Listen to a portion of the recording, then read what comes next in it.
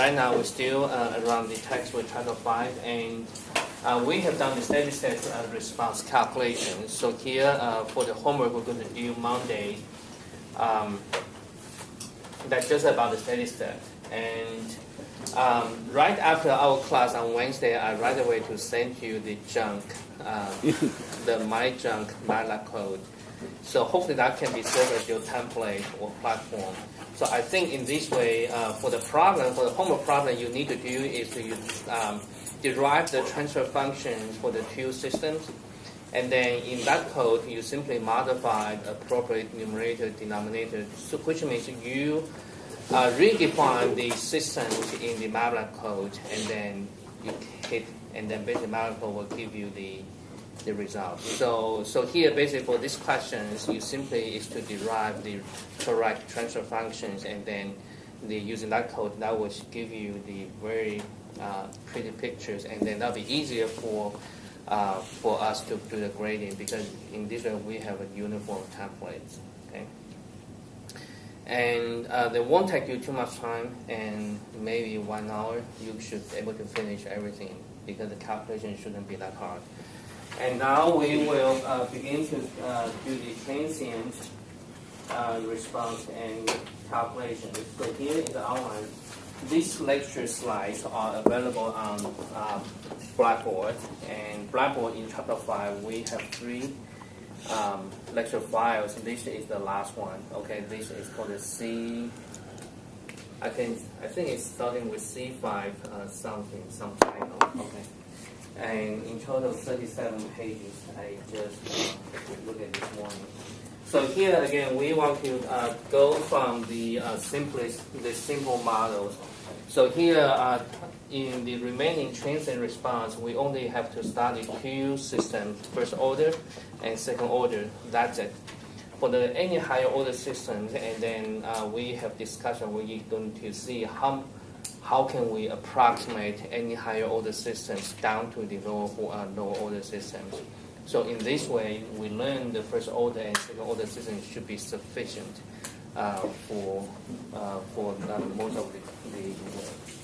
So the first one, the first order systems, and I will show the slides. And if you wouldn't have time to catch up the speed, I will slow down a little bit. If you wish, you can write it down the pictures, draw the pictures, but anyhow, I will try to slow down and then write in something.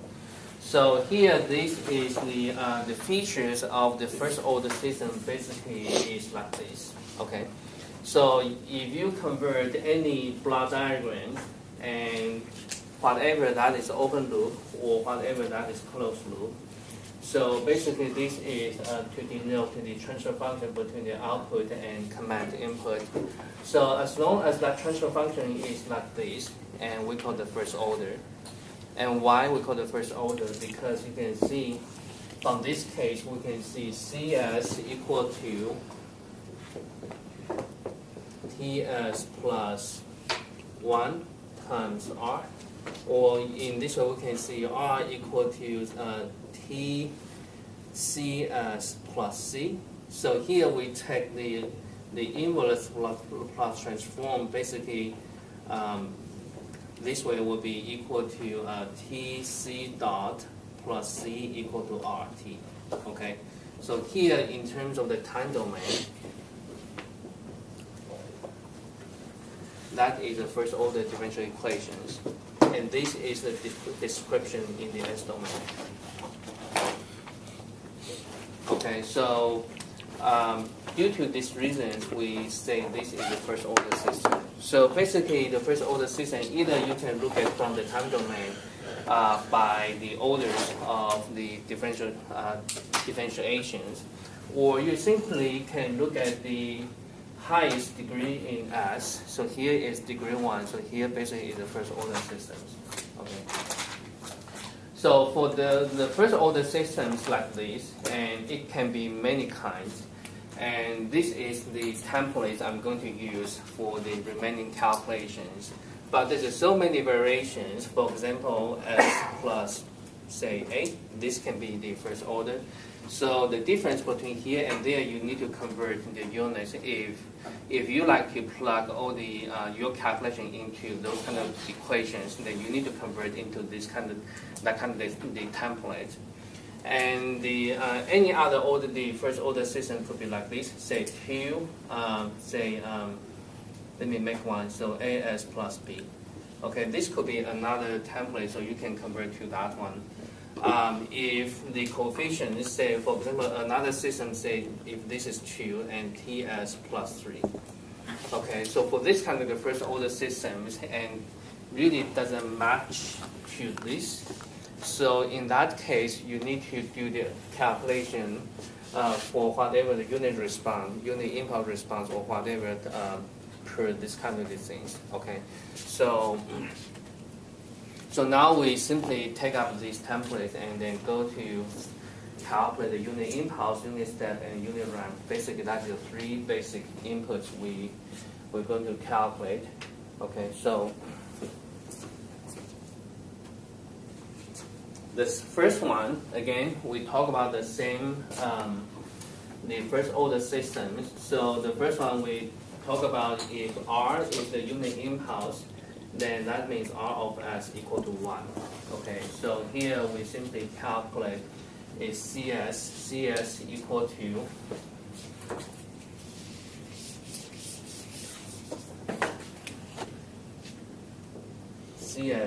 to TS plus 1 times RS.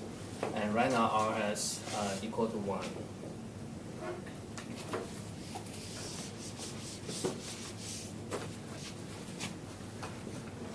So here is the unit impulse.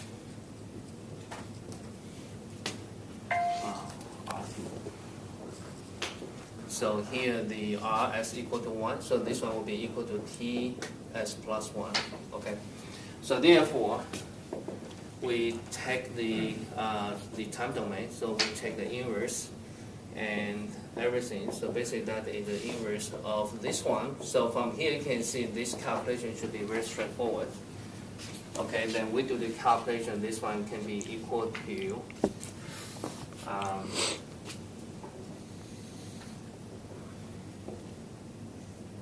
S plus 1 over T and 1 over T, right? So here is 1 over T exponents minus T over T, right?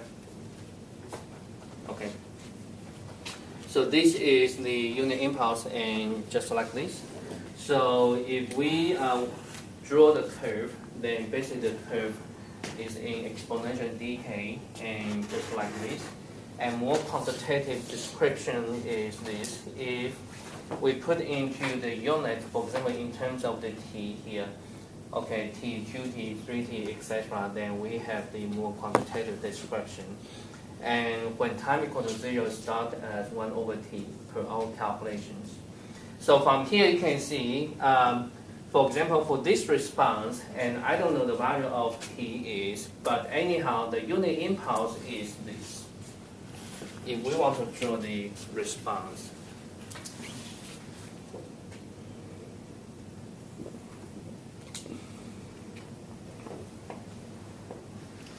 And for example here, say T equal to 0.5. Okay, so this value equal to 1 over T equal to 2. And our unit impulse is this. This is our unit impulse input. So this is the signal the system going to follow up. And the unit impulse is this. We give the unit the impulse and then we're back to 0 right away. And the system tried to, at the beginning, try to follow up. So the system tried to fire up. So go, but for some reason, the system go up to 2. And then the input is right back to 0 at no time. The system tried to follow up, going back, but it somehow for the system dynamics going back slowly, not slowly, exponentially decaying to 0. Okay, so that is the response. And usually here we denote the time constant. So here we can define the first one is called the time constant. I think the time constant should be okay. Okay, so here we can define the time constant later on. Okay, so here this figure gives us is the unit impulse. Then the next one is we study is the unit step input.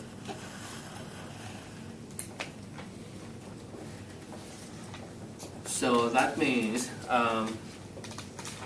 in this case the CS will be equal to TS plus 1 times 1 over S. Okay, and then we do the calculations and carefully want to do that.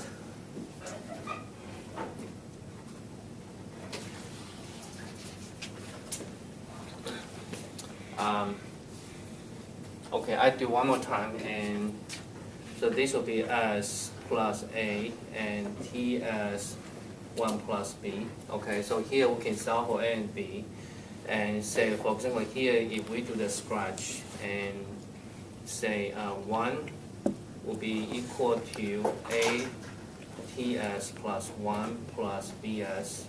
So here is equal to S AT plus B and plus A. So therefore, comparing the A equal to 1 and B equal to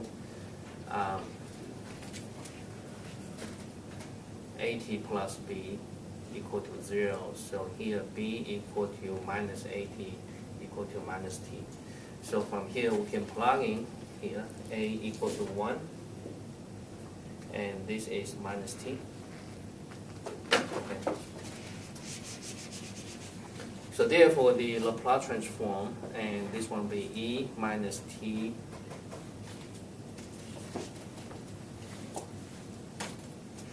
one more line here, 1 over S minus 1S plus 1 over T.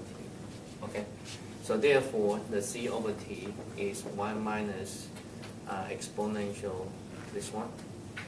Okay. Good. So with this one, then we can draw the response of the curve just like this. So here, if we put the T in terms of unit of the capital T, then the curve will be like this. And again, eventually the system is going to follow up, and here this one representing the unit step input. So eventually you can see the system going to rise up its response and gradually approaching to the command value, which is equal to 1. So for this case, if you want to calculate steady state error, then that should be equal to 0. And for this case, we're more concerned about the transient response, which means starting from 0 to a certain period of time later. And here we want to define a term we call the time constant. So here is for our first time we introduce this terminology, time constant. The time constant by definition is the time for system to respond to the unit step input. And here you need to pay attention, and maybe next time I will be just like you working as you come to the Department of Defense sponsors conference. At the door, when you check in, I will have one person to collect your smartphones, and when you leave, then I will return the smartphone back to you. Okay. So here again, the time constant by definition is how fast the system is going to respond to the unit step input by rising its value to 0.632 of the value you're going to follow up. Okay, so basically this value is equivalent to that value basically is equivalent to E minus 1. Okay, if you calculate this value and E to the minus 1 is this equal to this one. So again, we simply measure the time spent when the system arriving to that value of the percentage of the command.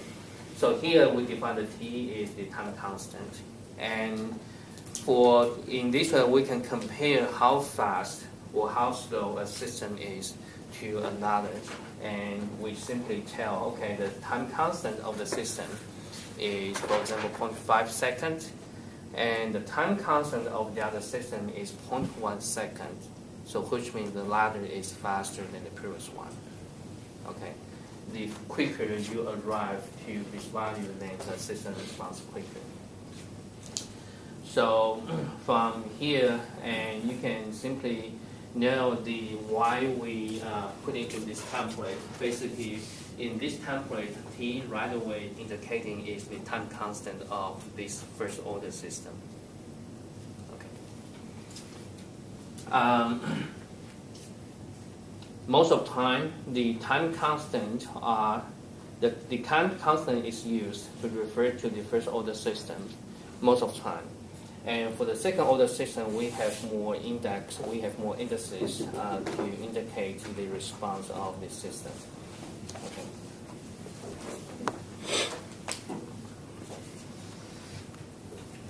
The last one we want to know is the unit run, RT. So that means the R is equal to 1 as squared.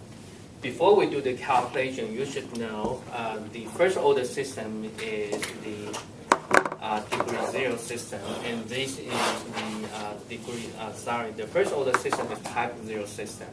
This is the type 2 signal. So right away you should know the steady state error shouldn't be 0 per our recognitions in terms of definition of the system type. Okay.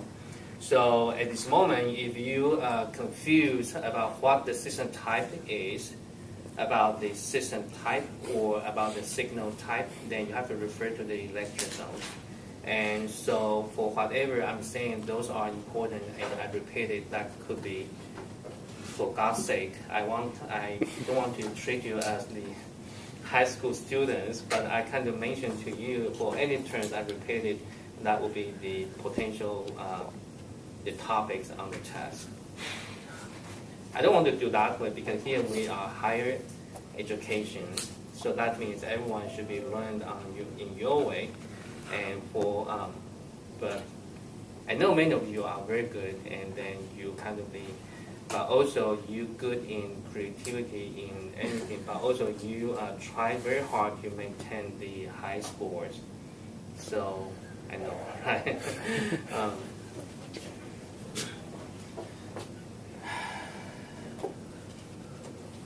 Sometimes in higher education system, it's not the way of like this. Many times I feel I'm teaching in front of the high school freshmen. Because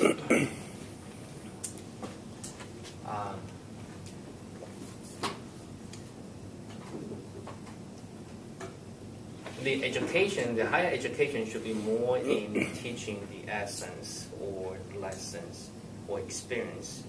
And for many things, if that would have a print in textbooks, that shouldn't be here. Okay, and that is the way it's supposed to be.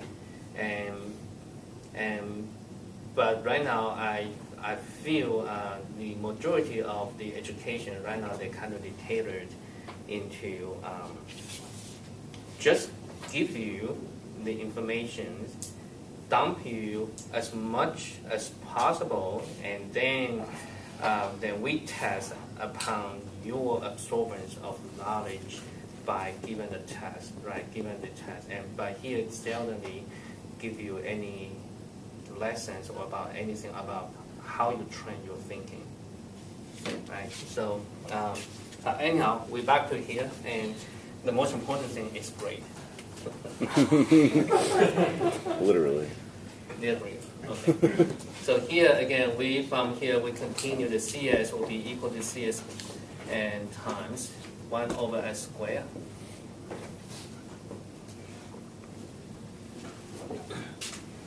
So the most of the time, the best learning is to take a project, and you take a project from an individual faculty, and that will be the best chance you can learn many kind of secret things from that person. Okay, so okay, here is an example. We can skip off this page. Go to the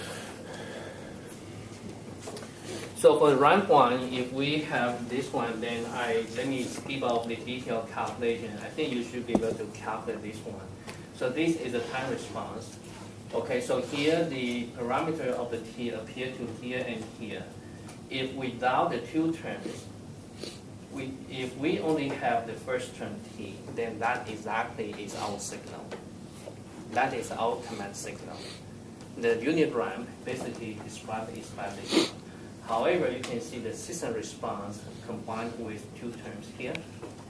And for the two terms, what is a feature? The second term, additional term, basically is a constant. So which means by adding the second term to there, you can see the system exists a steady state error right away. Okay, the steady state error is determined by minus t. The third term is this term. This term is exponentially decaying of something. So which means here, this one tells us is the transient response of the system, because eventually this term will have no influence on the value, but this will have the certain value during the transient of time, which means when time t equal to a finite value here.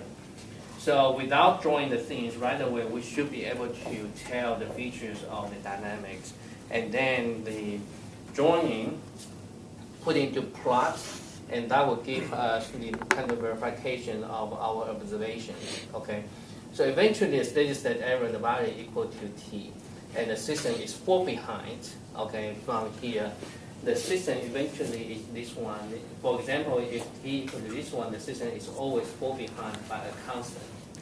System tried to follow up, but couldn't. It just remained a constant. And also from here, this one we can recognize using this is a transient response of that due to this term. So eventually the system will quickly come to the steady state error. The steady state, its own steady state. Okay. So this is the typical analysis for the first order systems.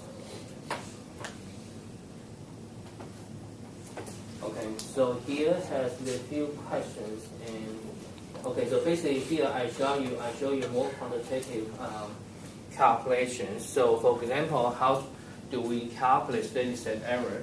And eventually, basically, you don't need to calculate. Steady state error is the difference between the output and input at when t equal to infinity, and that one you can quickly observe from here.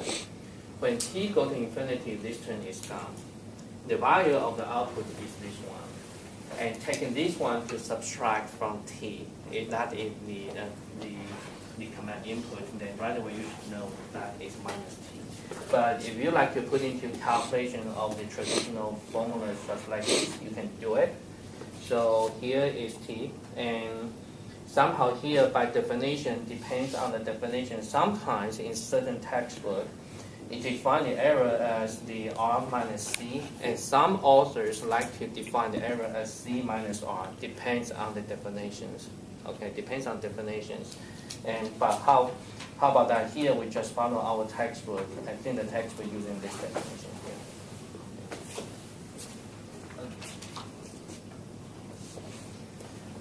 This one is one example here.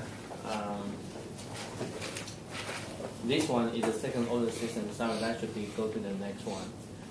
But anyhow, here since we have this one here, so for example here we want to have the system, and then we want to calculate the unit ramp system. And if you like to use the step input, then you can try it.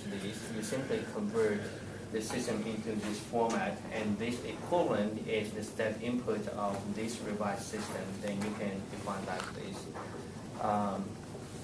Tim, yes. So the junk malapode I sent to you has a few redundant lines. If in that junk code, so that reason I call junk, because I didn't prepare for that one, I just write it promptly. If you directly use step, then that will give you a good plot. So that means you don't need to write one more line say plus something, it's unnecessary. Okay, and then also the other command called impulse.